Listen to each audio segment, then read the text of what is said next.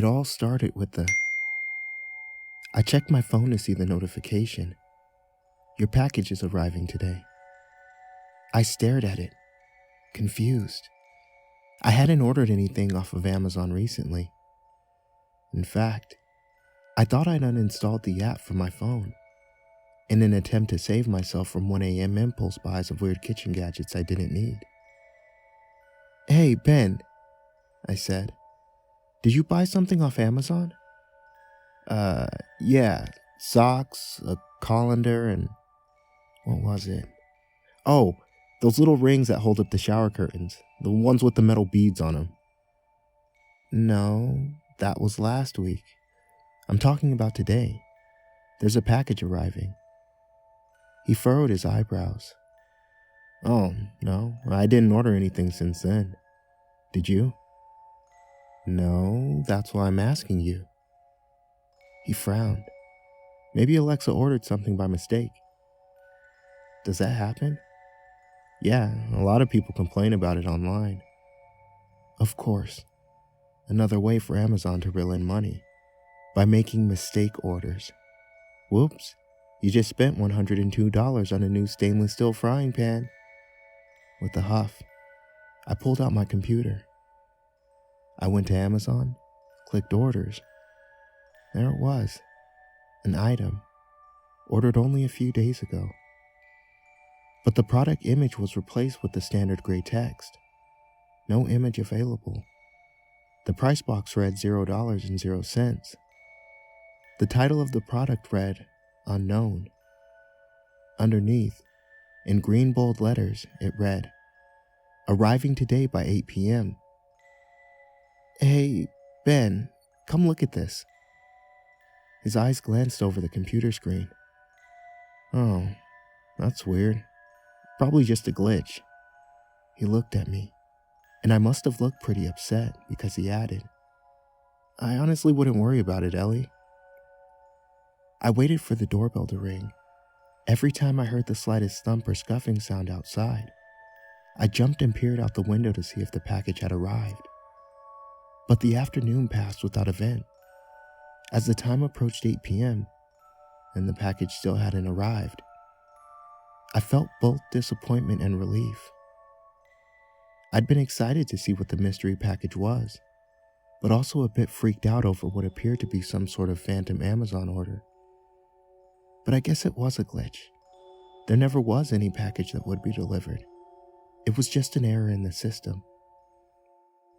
Then, at 7:46 p.m., my phone dinged. "Your package has arrived." I jumped off the couch and ran to the door, as fast as my feet would take me. "You okay, Ellie?" Ben called, holding a cold slice of pizza. "The package is here."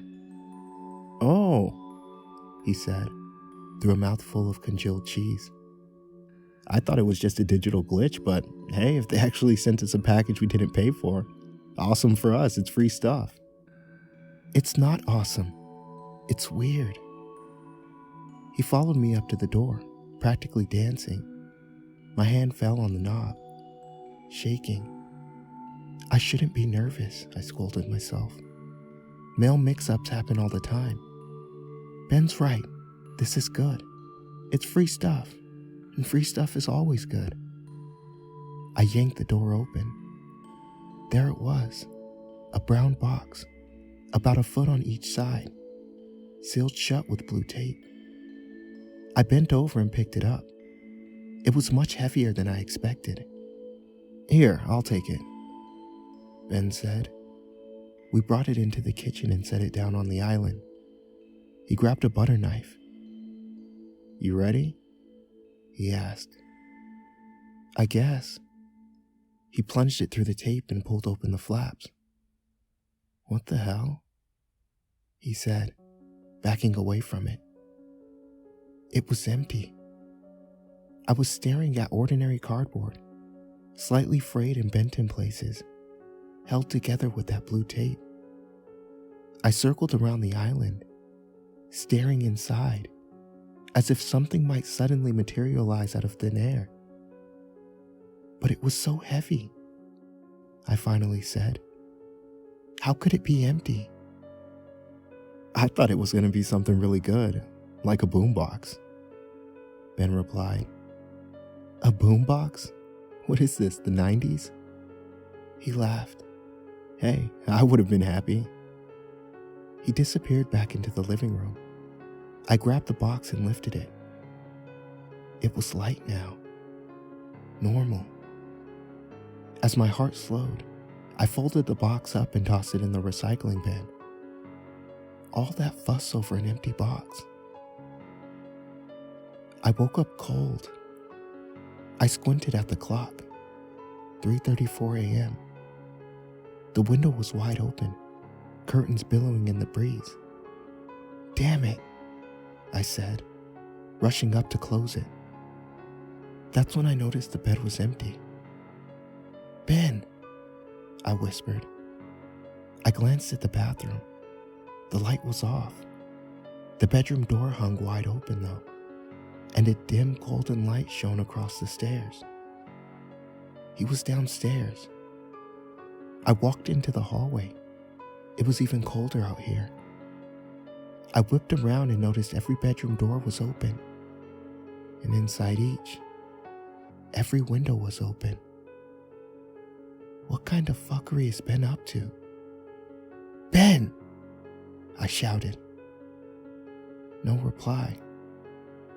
I sighed and started down the stairs. As I descended, I started to hear it. A repeated, metallic noise throbbing in my ears like a heartbeat. Damn it, Ben! I called loudly. What the hell are you? I froze. Ben was standing at the kitchen island, hunched over something. He didn't look up at me. His arm just moved back and forth, almost mechanically. He was sharpening knives. Every single knife we owned was divided into 2 piles on either side of him. He pulled that knife out of the sharpener and placed it in the right pile with the metallic clang. Then he picked up the next one, a 12-inch long chef's knife, and began sharpening that. And then I stopped. I ducked behind the wall, holding my hand over my mouth. Ellie? He called from the kitchen. My lungs felt like they were about to burst. I have something to show you, he said. His voice was flat, almost monotone. His bare feet slapped against the tile, slowly, heavily, as he walked towards me.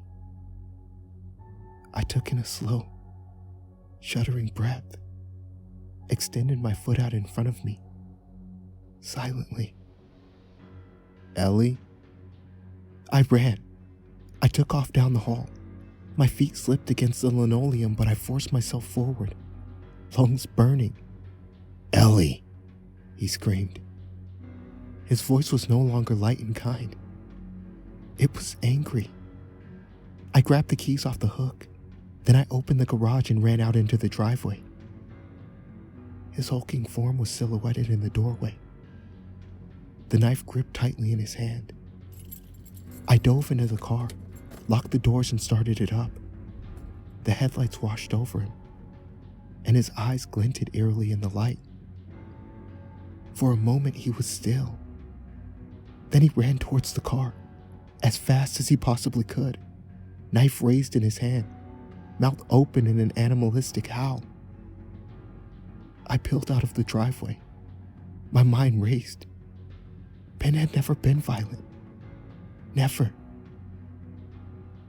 Maybe it wasn't what it looked like. Somehow, he was innocent, and I let my fears get the worst of me. I knew it was impossible, that there was no explanation. I just didn't want to accept it. It wasn't until I pulled into the police station that I remembered the empty package. So heavy when we lifted it from the doorstep. So light after Ben opened it. Maybe the box wasn't empty after all. Maybe there was something inside. Something we couldn't see. And we just let it free.